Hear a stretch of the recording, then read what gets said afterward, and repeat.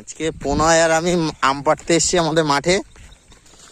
এই যে রাস্তা, এখানে ওখানে বাইকটা রেখে এসেছি। আর এই যে পোনায় কিন্তু জালতি আর ব্যাগ হাতে নিয়ে যাচ্ছে। দেখা যাক কতটা কি আম পাড়তে পারি। এখনো অনেকটাই ভিতরে।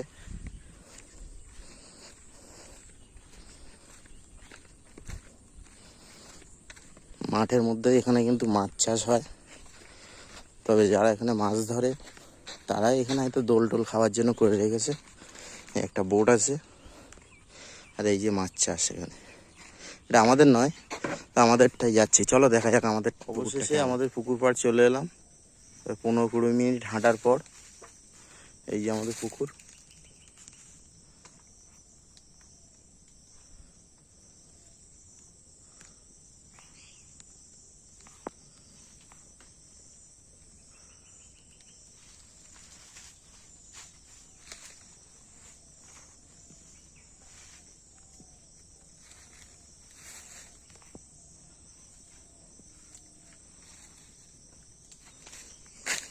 পোনায় কিন্তু একটা পাকা আম দেখেছে। পোনা আম দেখেছিস পাকা? ওই একটা কিন্তু আম দেখা যাচ্ছে, আমটা পেকেছে।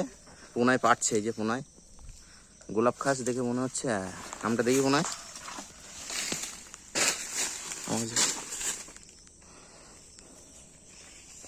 গোলাপ খাস, পুরো গাছ পাকা গোলাপ খাস। পোনায় পারলো আমটা।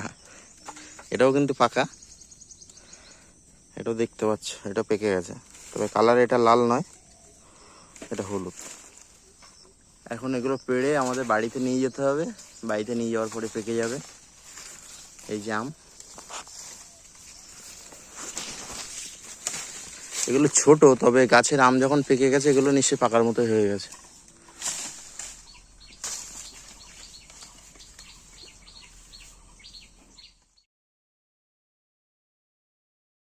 আর এক গাছের আম পাড়লাম।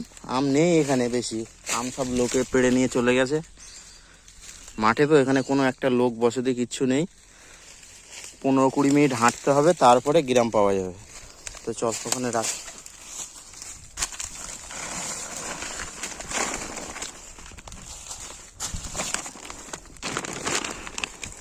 জালতিটা উঠে কর, ঢেলে দে।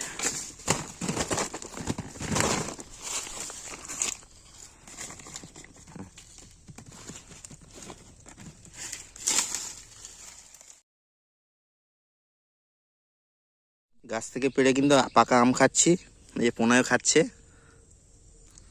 আর এইগুলো বাড়িতে নিয়ে যাব। গাছ পাকা আম কিন্তু ভীষণ মিষ্টি।